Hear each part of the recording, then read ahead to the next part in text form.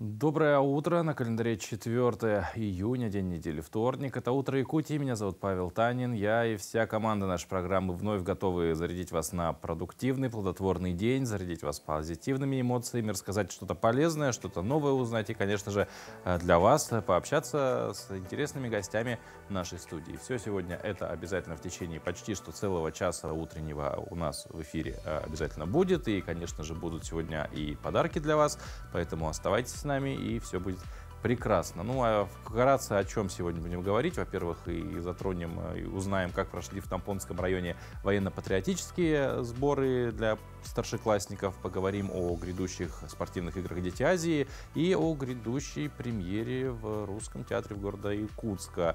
Все это, напомню, еще раз в течение ближайшего почти что часа произойдет. Ну, а больше всего интересного, конечно же, помимо нашей программы самой, за ее пределами, в телеграм-канале нашем «Утро Якутии».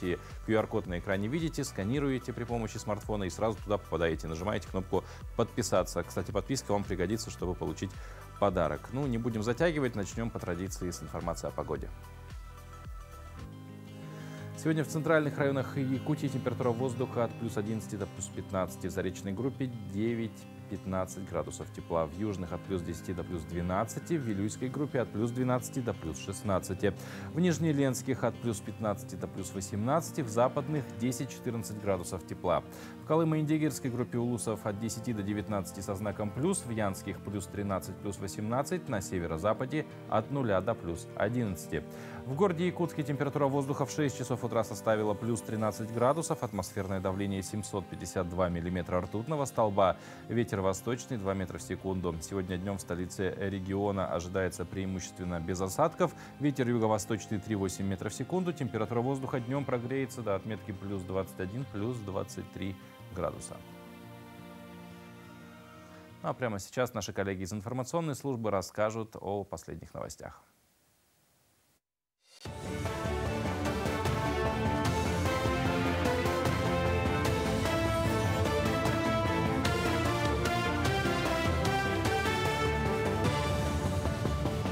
Коллеги, доброе утро. Доброе утро, Якутия. Далее предлагаем блок новостей.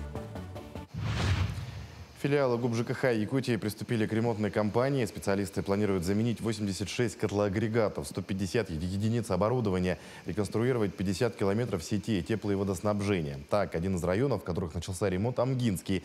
Там демонтированы 2 котла в котельной Матросово села Амга. Для последующего ремонта демонтируют дымовые трубы. В котельных АСОШ-2, АСОШ-1 и МИР установили воздушные переходы и ведут соединительные работы. Также в селе Мяндиги работники демонтировали тепловые сети от котельной «Центральная» для их реконструкции. Завершили утепление теплосетей в селе Битюй. Строительная готовность набережной озера Сайсар и прилегающей к центру подготовки «Триумф» 70%. По информации главстроя, к началу игр «Дети Азии» работы будут полностью завершены. Кроме этого, планируется закончить мыс между полуостровом Филармония и Триумфом. На набережной, кроме прогулочной зоны и велодорожки, появятся спортивные, игровые площадки и места для отдыха. Осенью завершат работы по всей набережной водоема. В итоге станет доступным круговой маршрут по прибрежной зоне. Отмечается, что работы по благоустройству идут в рамках реализации мастер-плана Якутска и федерального проекта формирования комфортной городской среды, нацпроекта «Жилье и городская среда». На сегодняшний день мы должны увидеть здесь полностью благоустроенные площадки. Это для отдыха детей, для отдыха пожилого, скажем, населения. Также здесь будут спортивная площадка универсальная, это баскетбольно-волейбольная. И также здесь облагораживается, увеличивается парковочное место для самого «Триумфа». Здесь будет полностью огорожена по антитеррористическим мероприятиям вся территория, все эти площадки будут находиться за территорией «Триумфа». В год семьи 4-й семейный многофункциональный центр открыт в Татинском Улусе. Семейный МФЦ предоставляет комплексную помощь и услуги по социальному сопровождению семей с детьми, семей, находящихся в трудной жизненной ситуации, молодых семей, а также семьи участников специальной военной операции.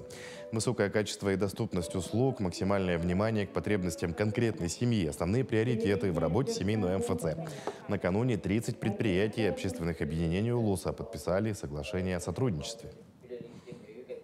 Семейный центр будет работать как централизованный в сопровождении семей Татинского района, тех, которые попали как СОП, ТЖС, и будет насильно работать по работе борьбы с бедностью. После подписания соглашений наш центр будет работать как по опережающим, да, потому что у нас пока зданий нету, но пока с администрацией вместе мы работаем. Но есть 3 варианта. Я думаю, что в 2026 или 2025 году мы будем открывать полноценный центр. В этом году отмечается столетие легендарного директора Дворца пионеров, педагога и наставников Атии Авдеевой. В честь знаменательной даты в музее Ярославского развернута уникальная выставка под названием «Планета детства». Представлены личные вещи, книги из ее библиотеки и рабочие материалы, а также достижения обучающихся педагогов Дворца детского творчества. Организаторы выставки отметили, что очень важно сохранить и передать педагогическое наследие Фатии Иннокентьевны Авдеевой подрастающему поколению. Мы благодарим всех, мы благодарим музей, руководство музея, сотрудников, Дворец детского творчества за такое внимательное, доброе, теплое отношение к Фатии Иннокентьевне. И самое главное, мы благодарим и город, и республику за внимание к детям и за то, как действительно у нас много уделяется вниманию и развитию детского творчества во всех направлениях. Дети – это наше будущее. Более половины жителей России поделились, что довольно часто путешествуют. Одно из агентств проанализировало мнение россиян, что их мотивирует ездить на отдых в другие регионы страны. Так, 32% опрошенных хотели бы посетить Дальний Восток. 63% респондентов активно путешествуют, 33% из них выбирают для этого Россию, 13% зарубежные страны, а 17% в равной степени предпочитают отдыхать и там, и там. 62% опрошенных россиян ценят природную красоту, которую они видят во время путешествий. Треть оценивает поездки с точки зрения доступных цен.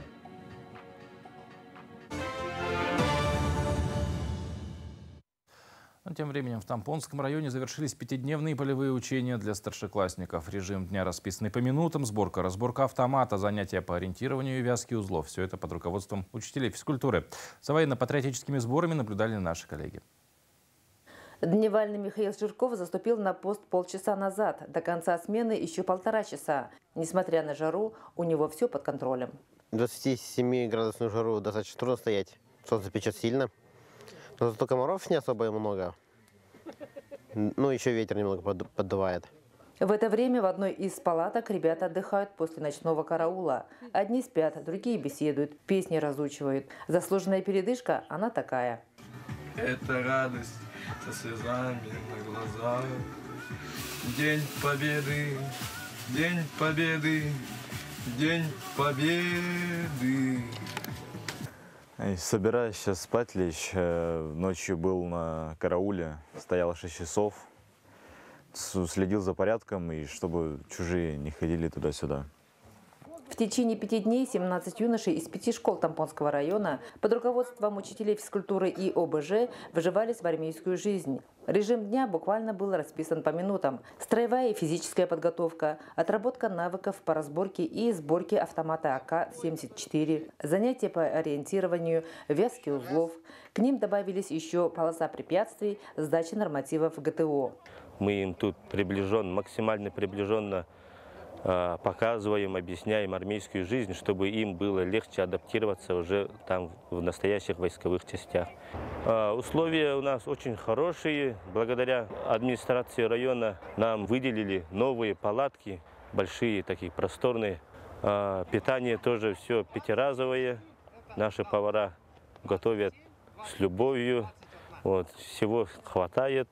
В сборах были задействованы ветераны боевых действий, сотрудники Росгвардии, пожарной части, которые рассказали ребятам о своих профессиях, поделились опытом из жизни и работы. Представители военкомата информировали о призыве на военную службу, перспективах выбора военной профессии. Все дни курсантов сопровождал передвижной мобильный медицинский комплекс. Мы приехали сюда, мы многих ребят не знали, но благодаря этим условиям мы с ними сдружились. Когда нас разделили на отделения, мы попались совсем с разными людьми. Кто-то был с Сайдов, кто-то с Хандыги, кто-то с Мегина Алдана. Но у всех у нас была одна цель, и как-то сдружились мы все. Мне кажется, что вот этот опыт с жизнью на природе очень сильно поможет нам в будущем, так как нам скоро через год идти в армию. Всего 5 дней, но настоящий курс молодого бойца достойно пройден. Мария Винокурова, Сосыльский наследник, Тампонский район. В начале программы говорили мы о подарках, и уже по состоявшейся традиции мы продолжаем их дарить. И сегодня билет на гала-концерт «Стерх», который состоится 7 июня в Театре оперы и балета, получит тот, кто первым правильно ответит на вопрос, кто хореограф-постановщик балета «Спартак». Отвечать нужно в нашем телеграм-канале. QR-код вы видите. Пожалуйста, дерзайте. Там есть пост, туда в комментариях пишите. Ну а между тем, всего 22 дня осталось до начала крупнейшего спортивного события в Якутии, 8-х игр «Дети Азии». Мы все с нетерпением ждем открытия этого грандиозного мероприятия. Тем более, что игры возвращаются домой и впервые за долгое время состоятся у себя на родине. А у нас сегодня в гостях генеральный директор дирекции по подготовке и проведению игр «Дети Азии» Михаил Сивцев. Михаил, доброе утро. Доброе утро. Ну, собственно, меньше месяца остается. Событие масштабное, глобальное, самое дорогое, наверное, спортивное событие в плане именно духовного какого-то, да, оценочного восприятия. Все ли готово? Как вообще подготовка идет? Да, на самом деле этот вопрос волнует многих. Мы в режиме реального времени видим, как жители города, республики беспокоятся. Но, тем не менее, хочу уверить, что все идет в плановом режиме. Есть там где-то небольшие отставания, но и бригады, и коллективы делают все возможное, чтобы успеть подготовиться к главному событию, к играм «Детям Азии». Вот. Если говорить про спортивные объекты, практически все готово. Сейчас на завершающем этапе там уборка, где-то что-то разметки делается. Если говорить про объекты размещения, благодаря колоссальной поддержке федерального бюджета на сегодняшний день ведется ремонт Северо-Восточного федерального университета. Действительно, там объем очень большой, но к моменту заселения наших волонтеров, а это уже состоится 17 июня, к моменту заселения первых наших участников, это уже состоится 22 июня, объекты Северо-Восточного федерального университета, ну и в целом объекты размещения участников культурной программы будут готовы. Ну, это здорово, значит, все пройдет отлично. Хотелось бы нам, конечно, я думаю, так получится. Другой вопрос, да, главный атрибут любого спортивного соревнования — медали. Буквально вот позапозавчера, да, 1 июня в Москве состоялась презентация медалей. Сегодня уже мы их можем наблюдать у нас на столе. Действительно красивые, ну прям вот ощущается какое-то величие даже. Можете вот рассказать подробнее о них, может быть, даже о истории создания?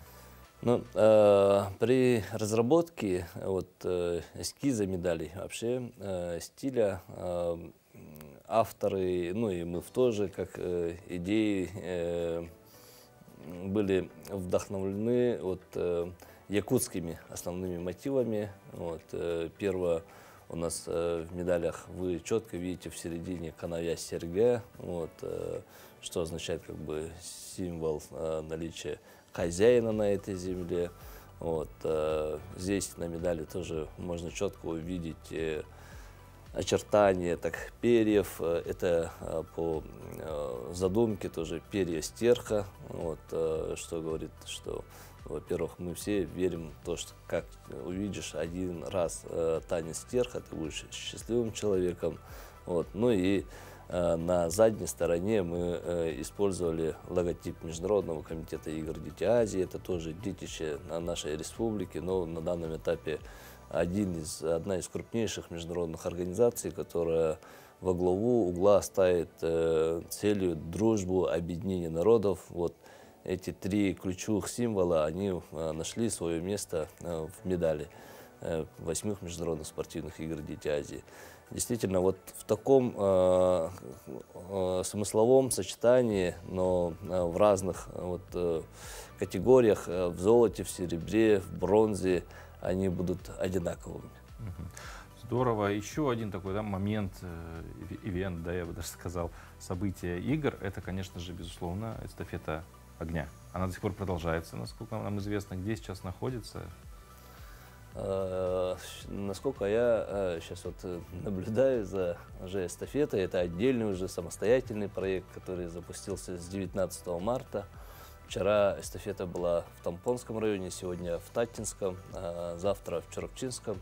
Это уже так называемый третий этап по нашему плану, наземная часть нашей эстафеты, потому что в предыдущей части, в первом этапе, мы побывали в южной группе районов, в западной группе районов, а во второй части посетили северные районы.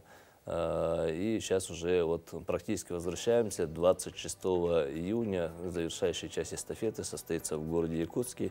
Таким образом, за этот короткий промежуток времени, за 100 дней, посетит уже все наши муниципальные районы, городские округа Республики Саха-Якутия. Ну и более того, там в рамках эстафеты где-то получается, мы постарались уделить внимание нашим достопримечательностям, ну не только там природным красотам, культурным красотам, но и в то же время промышленным таким крупнейшим объектом нашей республики, чтобы по итогам эстафеты скомпоновать фильм, демонстрирующий величие нашей республики. То есть, грубо говоря, приятное с полезным совместить. Ну и последний вопрос, буквально коротко. Давно игры не проводились на родине своей, наконец-то возвращаются. В связи с этим, может быть, что стоит ли ожидать чего-то необычного во время проведения этих игр?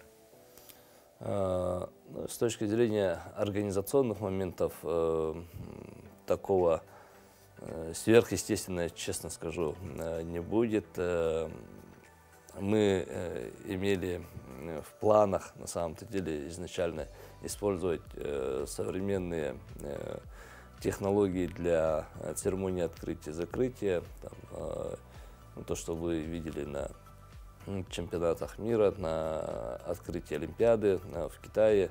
Но у нас там световые дни не позволяют это сделать. Но, тем не менее, что я хочу сказать? Ну, во-первых, с точки зрения управления проектом, на данном этапе игры «Дети Азии» вообще используются как такой один из ключевых проектов системной базу управления всем проектом. Мы на данном этапе уже разработали программный продукт, позволяющий управлять нашим проектом. Мы можем видеть движение каждого участника, начиная с прибытия в аэропорту, размещения, телодвижения и так далее. У нас цифровизация уже полностью Естественно, вошла. Это очень крутая система, но тем не менее есть положительные моменты.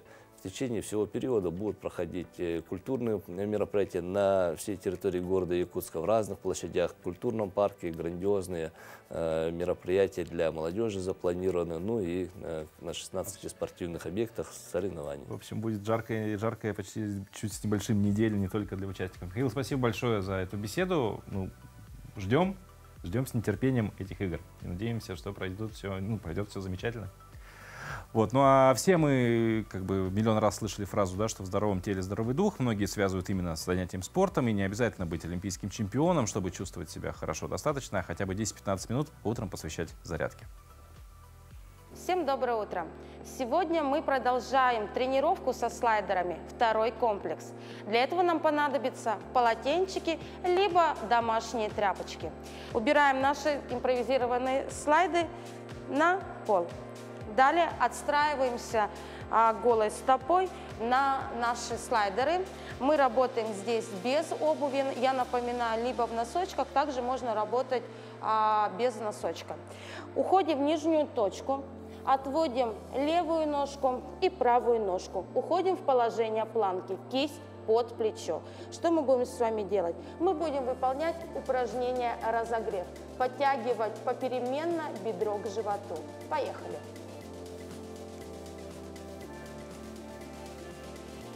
Работаем в динамичном темпе 30 секунд. Дышим. Выдох. Выдох. На каждое подтягивание бедра выдох.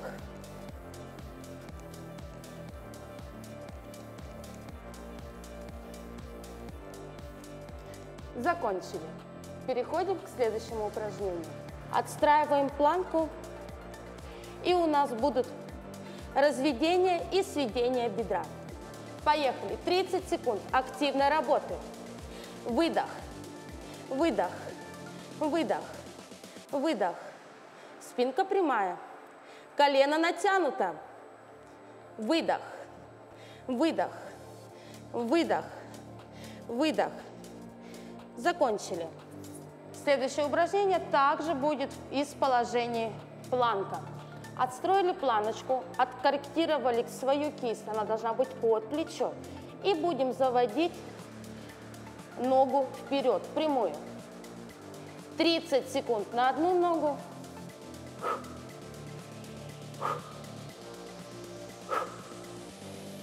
Дышим. Смена. И все то же самое 30 секунд на другую ногу, удерживая планку. И далее у нас будет завершающее упражнение в комплексе. Это упражнение на проработку мышц брюшного пресса. Отстраиваемся в положении планка и будем подтягивать одномоментно 2 бедра к животу.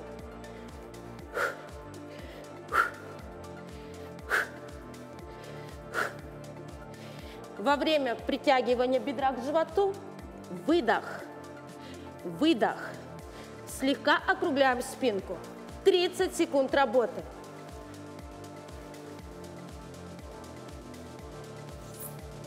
Закончили. Выполняйте данный комплекс ежедневно, и вы хорошо проработаете мелкую группу мышц, и ваше тело будет в тонусе. Смотрите нас и занимайтесь спортом. А физически развивая свое тело, нельзя ни в коем случае забывать и про духовное и культурное развитие. Чтение – один из залогов не только просвещения, но и расширения своего кругозора и эрудированности. И вот книжная полка всегда готова предложить вам что-то интересное к чтению. Вы знали, что в библиотеках и книжных магазинах часто живут коты? Они защищают бесценные хранилища от грызунов, ну и просто создают приятный антураж и привлекают людей. Как раз таки сегодня я бы хотела рассказать о книге Марины Аремштам «Мохнатый ребенок», которая повествует нам о наших братьях меньших. Все мы в детстве просили у родителей завести мохнатого любимца, но, к сожалению, не всем его разрешали. Но все равно, несмотря на запреты, дети хотя бы один раз приносят дрожащий комочек с просьбами оставить дома. Вот и наша главная героиня, несмотря на запрет со стороны матери, привела подобного крошку домой. Когда мама была маленькой и ее звали Ринка, ей не разрешали заводить животных. Бабушка Аня, то есть мама Ринки, была категорически против подобной живности дома. Она считала, что домашние животные – главные разносчики лишая и глистов. Как она рассказывала, до войны, когда у них была комната в коммуналке, у соседей был кот. Он ничего не делал, кроме того, как ходил и разносил заразу. Казалось бы, с таким раскладом ни одна живая животина у них дома не появится. Но не подумайте, что она совсем не любит животных. Ей это нравится делать издалека, в зоопарках или, к примеру, в живых уголках. К тому же у ее позиции была совсем другая сторона. Животным куда будет лучше в деревне на свежем воздухе, чем в каменном мешке в городе. Как-то раз Ринка возвращалась домой через пожарную часть. Как обычно, она ей очень нравилась. Она шла домой даже длинной дорогой, лишь бы одним глазком взглянуть в ворота. Но сегодня ее взгляд остановился не в воротах, а у проходной. На ступеньках сидел крупного телосложения мужчина и своими большими руками гладил малюсенького щенка, примостившегося рядом. Она даже не успела задуматься, куда делась мама этого бедного животного. Все, что она поняла, то, что он нуждается в ком-то очень добром и заботливом. Вот так и вышло, что Ринка шла домой уже не одна, а с новым другом. На этом история не заканчивается. Что стало с Ринкой и ее питомцем дальше, вам предстоит узнать самостоятельно. Мне кажется, эта книга будет очень полезна для тех, кто хочет завести домашнего питомца, ибо это большая ответственность, и эта книга рассказывает не только об хороших сторонах, но и о трудностях, с которыми связывается каждый хозяин. Ну а знаменательная дата сегодня. Заслуженный артист России, актер Русского театра имени Пушкина Эдвард Скупшис отмечает свое 75-летие. Сыграл более 130 ролей, за каждой из которых неповторимая линия судьбы. Зрители с теплотой помнят его роли в спектаклях «Эзоп», а поутру они проснулись, мы ниже подписавшиеся. С ведущим артистом театра и любимцем публики встретилась моя коллега Катерина Винокурова. Яркий актерский талант заложен в Эдвардесе самой природой. Уже в детстве ему пророчили судьбу артиста. С этого все началось. Всяких петухов, зайчиков, все играл. А потом началось уже в старших классах. Это было уже такая серьезные работы, большие пьесы, большие роли были. Там уже был успех. Вот эта творческая жизнь, она не прекратилась. Я в армию пошел 2 года, но там не прекращалась. В конце 70-х тогда еще молодой артист загорелся желанием путешествовать. Так судьба забросила Эдвардеса в далекую холодную Якутию, и путешествие в которой длится вот уже почти 50 лет. На юг я не поехал, потому что я боюсь змей. И мне написали друзья там из театра, что говорят, заходишь в библиотеку, а на книгах змеи так ползают. Я говорю, спасибо, все. А из Якутска вот пришло подтверждение, что приглашают. Ну, думаю, поеду, как увидел 46 градусов по телевизору. Думаю, куда я поехал? Но поеду. Ну, через полгода я хотел уехать уже, вот так я ощущал. Остался чисто, вот опять вернулся я к театру. И вот это получилась такая смесь вот этого, моего желания путешествовать и творческая жизнь, которая началась, потому что мы приехали вместе с Келе Пеле, с нашим знаменитым режиссером, и вот 12 лет это была такая творческая жизнь, такая наполненная, такая, что от которой уже мой организм и мысли, моя голова уже не могла отказаться никогда. Нашему герою посчастливилось в свое время учиться и поработать с мастерами сцены, выдающимися артистами своей эпохи Валентином Антоновым, Ниной Константиновой, Александром Кузнецовым. За всю творческую деятельность в Якутске Эдвардесом сыграно свыше 100 ролей. Из всего этого списка для артиста нет любимых или особенных, но есть такие, которые живут в нем, которым сопереживаешь, которые наполняют. Я привожу всегда такой пример Эзоп. Когда это даже грим занимал где-то 3 часа. И вот весь спектакль – это сплошные переживания, сплошная борьба внутренняя человека с самим собой, с жизнью. То есть вот это оставляет, это не покидает твой организм. И я сейчас чувствую, вот я бы вышел сейчас, я бы сыграл его, не думаю. У него какая-то невероятная харизма. Вот чего я не могу до сих пор понять, как он умудряется совмещать в себе вот это, такой вот легкий наигрыш и при этом абсолютную органику. Ты, сидя в зале, ты веришь ему на 100%, никогда не сомневаешься. Вот я пока так не могу. Он это умеет и делает это мастерски. Он как рыба в воде в своей профессии. Вот он был, по-моему, рожден для этой профессии, поэтому это не просто украшение нашего театра, это гордость нашего театра. И, наверное, мало таких людей, которые не знают вообще Эдвардеса Купшиса, когда они спрашивают, откуда вы, где вы работаете. И когда говоришь, что в театре, они: «О, а вы знаете Купшиса?» Я говорю, конечно, ну как. Несмотря на все серьезные и глубокие роли, Эдвардес являлся и комедийным актером. Так он настолько полюбился зрителям в роли Карлсона, что после каждого спектакля уходил со сцены с пакетами и коробками конфет. А среди маленьких зрителей в то время был артист Александр Сердюков, который сегодня сам исполняет эту роль. Моя тетя Татьяна Васильевна повела меня на спектакль «Малыш и Карлсон». Я не помню, какой был год, но я был очень маленький, мне было там лет 5-6. И вот тогда на сцене Русского драматического театра я увидел нашего дорогого, знаменитого Эдвардеса Купшиса в роли Карлсона. Спектакль был окончен, шоколадки артистам были подарены, и мы с тетей пошли в Универсам через дорогу на улице Ярославского. И вдруг, к моему изумлению, я смотрю на кассе, то есть спустя буквально минут 20-30 после окончания спектакля, стоит тот самый Карлсон, уже, извините, по гражданке, покупает там хлеб, колбаску. Я говорю, тетя Таня, говорю, вот Карлсон же, который на сцене играл. А моя тетя достаточно суровых правил и говорит: что ты выдумываешь, негодяй? Никаких Карлсонов в жизни не существует. И кто бы знал, что много лет спустя я буду стоять на этой же самой сцене и, собственно, воплощать ту же самую роль. Непредвиденные ситуации возникают с нами постоянно, и артисты не исключение. Вот и курьезных историй на сцене и за кулисами не счесть. Вот самый страшный сон у актера, когда белый лист, у меня вылетает текст. И я понимаю, что мне нужно говорить, мне нужно прийти к реплике. Я начинаю нести всякую, извините, ахинею, все, что угодно говорю. Вот, смотрю на Эдиса, у Эдиса начинают глаза расширяться. Я, видно, от безысходности, типа, помоги мне, стою перед ним на колени, ему еще хуже становится. Он начинает от меня пятиться. Я к нему, я уже хватаюсь за его коленки.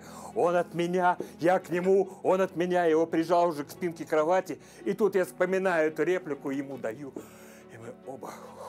Господи, продолжаем у него. Я чувствовал, он весь потный, все, вот такой вот смотрит на меня. Я тоже на него, но, слава богу, спектакль дальше пошел, все прошло замечательно, просто великолепно. Очень много смешных историй таких, когда пистолет не выстреливает. Надо выйти из положения, потому что актрису надо уже убрать. Все, умереть она должна, говорит. Выходит актер, говорит, она утопилась.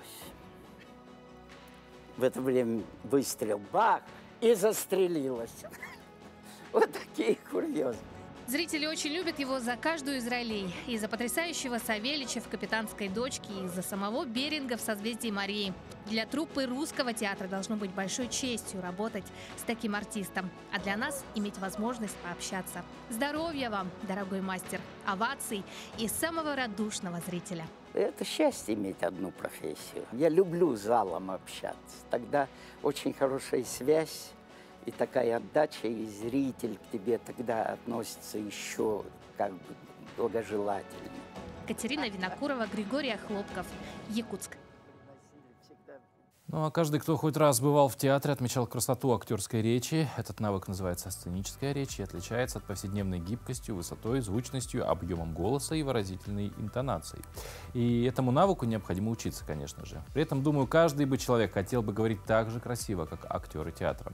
Можно начинать с малого, сделать свою речь более чистой. Для этого желательно хорошо знать все тонкости русского языка, коих немало. И с этим вам поможет наша рубрика «Говорим правильно». Доброе утро, дорогие телезрители! Продолжаем наш разговор о сложностях ударения в русских словах. Русский язык, как известно, относится к славянским языкам. Так вот, многие предки славянских языков, так называемые праязыки, в древности имели ударение свободное. То есть ударение могло падать на любой слог словоформы, на первый, второй, на третий и на любую морфему, на приставку, на корень, на суффикс и на окончание. Но постепенно большинство славянских языков имеют неподвижное ударение зафиксированное на определенном слоге. Например, в подавляющем большинстве польских слов ударение падает на предпоследний слог. А вот русский язык сохранил древнюю черту, и ударение в нем является свободным, то есть не закрепленным за какой-то определенный слог или за какой-то определенной морфемой, то есть частью слова. Конечно, это доставляет нам определенные неудобства, и чтобы эти неудобства были минимальными, придумываются различные стишки для запоминания. Например, такое слово, как «облегчить». Какой же есть стишок для запоминания ударения в этом слове? А стишок такой. Ударение трудно заучить, стихи задачу могут облегчить. Давайте говорить правильно. Всего доброго. Между тем, в Русском театре имени Пушкина в Якутске 6 июня состоится премьерный показ постановки «Руслан и Людмила». Это будет первый в Якутске русский спектакль фэнтези и одна из самых масштабных премьер театрального сезона. Подробнее об этом поговорим с нашими сегодняшними гостями, главным режиссером Государственного академического русского драматического театра имени Пушкина Андреем Габышевым и заслуженным артистом Дмитрием Трофимовым. Здравствуйте. Доброе утро. Здравствуйте. Ну, собственно, «Руслан и Людмила». Да, в прошлом году был предпоказ или что-то типа наподобие такого, да? Вообще формат впервые предпоказа был в театре представлен. Почему решили вот такой формат использовать? В прошлом году, да? Да.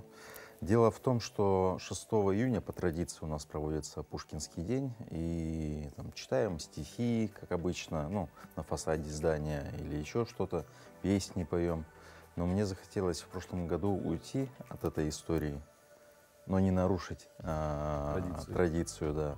Захотелось пойти дальше, прорвать все-таки горизонт, потому что уже лет 5 мы говорили о создании Руслана и Людмилы, но как-то не решались на это. И это был такой первый шаг, что ли, толчок к созданию будущего спектакля. То есть, я уговорил Сан Саныча, директора театра, да, давайте сделаем первые попытки и посмотрим, как это примет публика. Публика приняла прекрасно, и мы решили, что через год мы сможем осилить этот материал. Ну, получается, осилили. Получается. Вот буквально послезавтра можно прийти в театр и насладиться, да, жанр славянская фэнтези. Вообще, чего нам от него ждать? То есть, в принципе, обывателю фэнтези слово отдельно как бы само по себе знакомо. Славянская фэнтези. Мы просто опираемся на славянскую культуру и специально для этого использовали много литературы, да, углублялись. И чем больше углубляешься, тем более интересно становится, да, изучать этот мир. Хочется какой-то другой еще материал освоить, потому что там же свой пантеон богов, да, очень интересный. Мы не все, как сказать, не всю славянскую культуру можем раскрыть в одном спектакле. Но здесь, допустим, мы фантазируем в плане создания спектакля, да, вводим новых персонажей, которых нету у Пушкина. Допустим, Дмитрий Иванович у нас играет 2 роли, по секрету расскажем, да, приоткроем тайну завесы. Первую роль князь Владимир. Да, а вторую роль я спойлерить не буду, да. Меня не знают. Но это как раз мы изучали славянскую культуру, чтобы ввести этого персонажа.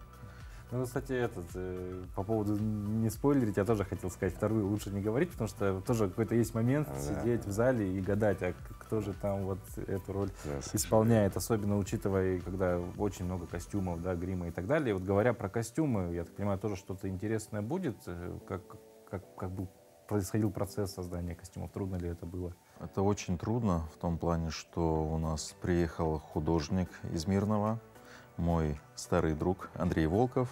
Он буквально месяц здесь и месяц, не покладая рук, сам работает над костюмами. То есть все цеха работают, и он сам по ночам может работать.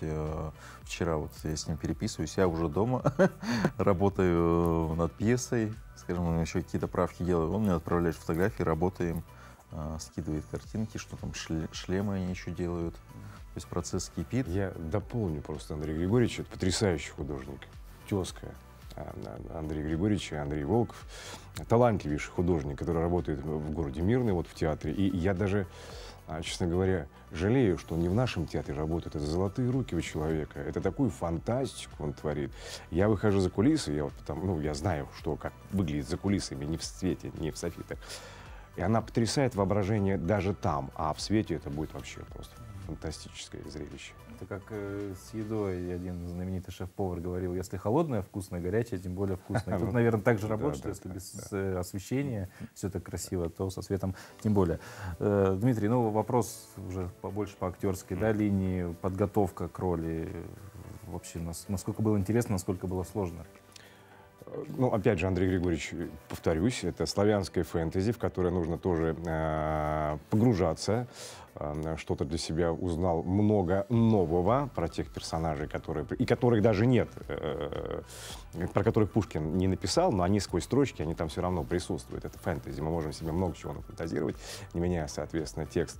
Вот один из персонажей, я боюсь просто здесь сейчас сказать что-то такое, спойлер здесь пустить, очень яркий, очень зрелищный.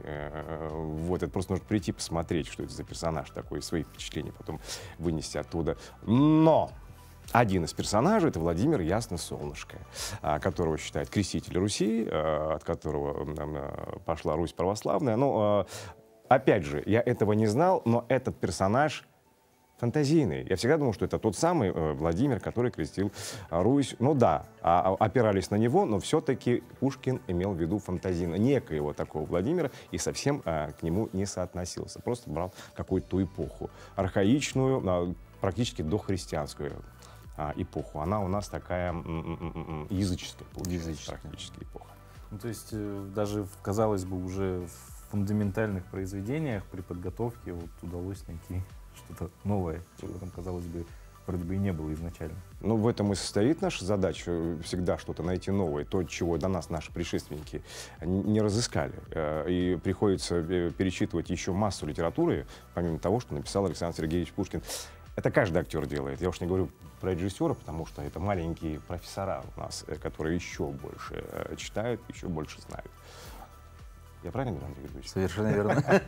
Ну и завершая нашу беседу, ну, в принципе, да, уже так поговорили, самому уже хочется пойти. Я вот недавно как раз заходил на сайт театра, смотрю, Руслан, Людмила, думаю, может быть, еще с детьми сходить. И правильно сделаете. Да, будет здорово, но мне кажется, на 6 июня уже я не попаду. Да. Ну, там считанные билеты, по-моему, я вчера через кассу смотрел, ну, онлайн, там где-то балкон, несколько мест, еще что-то. Если они, ну, это было вчера. Посидеть, да? Вот, ну, тем не менее, не одним, да, спектаклем театр как бы живет. Какие, может быть, еще громкие премьеры нас в ближайшее время ожидают? В ближайшее время, я думаю, что это у нас, ну, то есть заключительная премьера будет в этом сезоне. Но хотим мы, правда, еще концерт устроить в памяти Акуджавы к закрытию сезона. Но к следующему сезону пока из, скажем так, объявленных премьер, что к Новому году у нас будет сказка «Щелкунчик» для детей. Остальное еще в процессе отрабатывания с режиссерами, приглашенными дальнейшего репертуара. Ну что ж, я желаю фурора. Спасибо, Послезавтра обязательно. Ну и чтобы, конечно, благодарность зрителей тоже не заставила себя долго ждать. Спасибо вам за то, что пришли в нашу студию, поговорили очень вам прекрасно. Спасибо. Ну а мы прямо сейчас передаем слово нашим коллегам из информационной службы.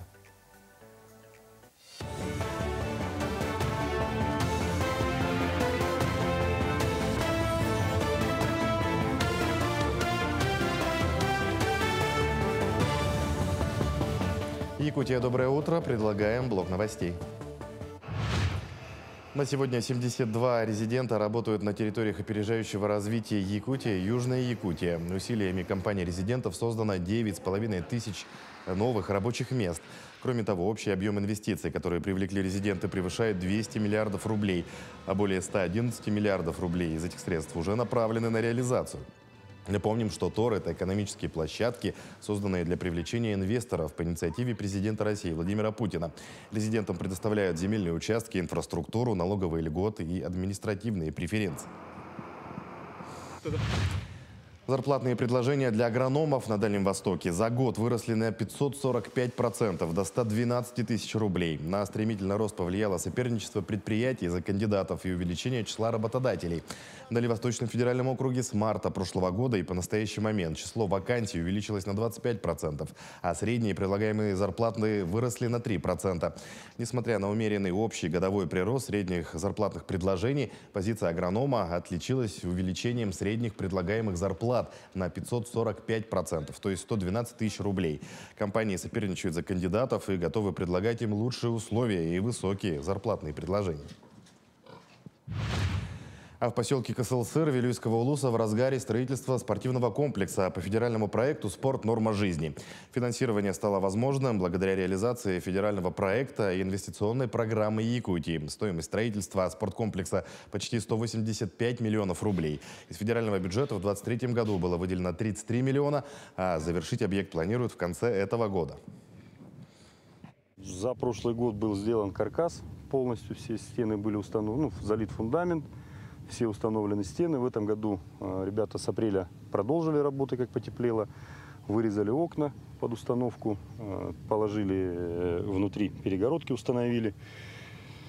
Сейчас готовится второй этаж под заливку. На втором этаже там будет тренажерный зал и борцовский зал. Сейчас будут заливать бетоном. И также уже есть подрядчик, который будет заниматься обустройством, облагораживанием территории. Примерно 10 дней назад у работников Усть-Нерского аэропорта появился совсем не домашний питомец. Маленького медвежонка, родившегося этой зимой, принесли старатели. Рассказали, собаки загнали малыша на дерево. Матери медведицы нигде не было, а малыша не оставили одного, очень уж маленький, погибнет. Администрация аэропорта обратилась в родную авиакомпанию с просьбой о перевозке медвежонка и были услышаны. Медвежонок Маша пройдет курс реабилитации в пункте передержки Кинкеме в Намском Улусе, подрастет и, возможно, вернется в дикую природу. Ведь человек в ответе даже за тех, кого не приручал. Он приехал совсем слабый, кормили его с соски еще детским питанием, молоком, варили кашу. Ну, да, вот сейчас уже он ел бруснику, сколько была у нас запасы с того года. Вот кормили. Ну, хотим поблагодарить Виталия Кондакова. Вот он организовал связь с Якутском, что приняли этого медвежонка. И руководство авиакомпании «Якутия», что тоже помогли с перевозкой, согласовали все, экипаж взял медвежонка на борт. В Кобяйском районе Якутии пройдет культурно-образовательный фестиваль молодежи «Табыс». Готовят 6 различных конкурсов и соревнований среди делегаций районов и городских округов, а также среди молодежных общественных организаций. Так, среди спортивно-подвижных конкурсов заявлены республиканские соревнования по национальным видам спорта и военизированная эстафета. Среди культурных – песенный конкурс в жанре попурри «Голос молодежи». Кроме этого, пройдут республиканские конкурсы «Лидер молодежи», «Мисс» и «Мистер Табыс», а также викторина на знание истории России и Якутии. К текущему часу это все новости. Всего доброго и удачного дня. Сегодня 4 июня, и в этот день отмечается очень милый праздник – День корги. Это одна из самых популярных пород собак. И неудивительно, ведь корги очень умные, преданные, игривые собаки и легко поддаются дрессировке. И как оказалось, некоторые из них даже умеют кататься на скейтборде. Видео с корги на скейтах покорили все социальные сети, ведь они катаются аккуратнее многих самокатчиков. Вельш-корги – это любимая порода королевы Великобритании Елизаветы II. И благодаря этому малыши получили звание королевской собаки. Так что, хозяева корги, не забудьте сегодня поздравить своих пушистых королей с днем, собственно, с их днем. А наравне с собаками в наших домах прижились и кошки, но в отличие от первых, вторые за всю историю человеческой цивилизации не раз становились объектами поклонения. Например, Древний Египет. Во всем древнеегипетском государстве издевательство или убийство кошки считалось страшным преступлением, за которое виновный мог поплатиться жизнью. А древнеегипетская богиня радости, любви и женской красоты Бастет изображалась в виде кошки или, на крайний случай, женщины с кошачьей головой. Еще один пример – скандинавский эпос и богиня плодородия, любви и удачи Фрея. Ее колесница управлялась именно кошками. И примеров огромное множество. Как раз сегодня отмечается неофициальный праздник – День порадования кошачьих богов. В этот день принято радовать кошек, как минимум потому, что ваш питомец – это полноценный член семьи, как и у героев нашего следующего сюжета. Мудрость, спокойствие и умиротворение во взгляде, отражение доброты и любви хозяев. По этим признакам можно определить, что перед нами четвероногая долгожительница. Буся в семье Погореловых появилась 20 лет назад, еще до брака Ирины и Андрея. Я ее давно хотела, я ждала, когда она родится, потому что очень близкий человек. Ну, ее мама, хозяйка, очень близка мне. Это наша учительница. И мы ждали, когда ее кошка наконец-то катится, и чтобы этого котеночка взять. Потом, значит, всех котят разобрали, и осталось 2 котенка. Вот Буся и еще мальчик. Но я хотела девочку. Я тогда в институте еще училась и делала проект один. И, значит, этот проект я сделала для учительницы. Календарь мы выпускали. И она мне подарила котенка. То есть я даже не купила, а мне подарили ее. Часто кошки преданы одному хозяину, но не в этом случае. Буся любит всех членов семьи, и каждого по-своему. Очень трепетно и терпеливо к детям, которые родились и растут под ее присмотром. Мы уже знали, что если кошка сидит на лестнице, значит, ребенок вот проснется. Буквально там через 3 минутки ребенок проснулся. Я сперва думала, она будила ребенка, а оказывается, она чувствует все равно, да. У нас даже есть где-то фотография, где Даша катает ее на коляске, она ее в колготки свои завернула. И по всему дому с этой коляской бегает. Очень любит нашего папу. Боится. Больше всех боится, наверное, да. Уважает. Уважает. За 20 лет историй с любимым питомцем происходило немало. В молодости кошка, как ей свойственно по природе, очень любила гулять и охотиться. Вела активный образ жизни с малого возраста. Утром я, значит, сплю, ну и она такая прямо приходит, мурлычет, трещит, такая трется об мои руки. Я такая, уйди, уйди, ее отталкиваю, погладила, и что-то вот так вот по мне такое пробежало. А я смотрю, она там дальше тоже занырнула мне под одеяло. А это мышь! Это мышь, она прям такая, ее опять схватила, стоит и показывает мне, что типа, вот, смотри. Сейчас, шутят Погореловы, их кошечка на заслуженной пенсии, потому ей дозволено больше, чем раньше. В основном она сидит у себя на кресле. А сейчас, в силу возраста, ей можно вообще везде ходить, даже к нам в спальню. Да? Когда тебя нет. Когда есть, то нельзя. Не так давно в семье Погореловых не стало любимой собаки, которая также прожила достаточно долго. Хозяева признаются, что их питомцы сподвигли даже на открытие бизнеса – магазины зоотоваров. С появлением собаки мы совершенно как-то вот неожиданно для себя открыли свой бизнес, открыли зоомагазин. И поэтому наши животные, мне кажется, вообще... А как открыли? Потому что я начала для собаки заказывать, самые лучшие игрушки, да, Андрей самый лучший корм. Мне кажется, у нас животные лучше, чем мы питаются. Это у друзей такая была шутка. Может, вы еще магазин для своих животных откроете? Я такая подумала, а почему бы и это? И да. Как говорят Погореловы, одним из главных залогов долголетия их питомицы – питание и обильное питье. И, конечно же, любовь и забота. Пусть история этой семьи послужит нам примером того, чтобы научиться любить и уважать своих питомцев. Ведь сколько счастливых лет они безвозмездно дарят нам и нашим детям. Катерина Винокурова, Илья Сыромятников, Якутск. О двух праздниках сегодняшнего дня уже рассказали. Далее узнаем о том, какими событиями еще сегодняшний день знаменателен. На календаре 4 июня – Международный день невинных детей, жертв агрессии, День машиниста крана в России. По народному календарю – Василиск. В день Василиска старались не заниматься никакими делами ни в поле, ни в огороде и говорили, что из всего посаженного в этот день уродятся лишь полынь да васильки. Не сеяли, не пахали, страшный день пережидали, чтоб поля не засорились, васильки не уродились. Это день в истории. 1800 год. Завершилось строительство Белого дома в Вашингтоне. 1897. В Петербурге начато строительство крейсера «Аврора». 1922. Вышел первый номер журнала «Крокодил». 1946. В СССР началось следствие по трофейному делу. 1962. На советские экраны вышел первый выпуск сатирического киножурнала «Фитиль».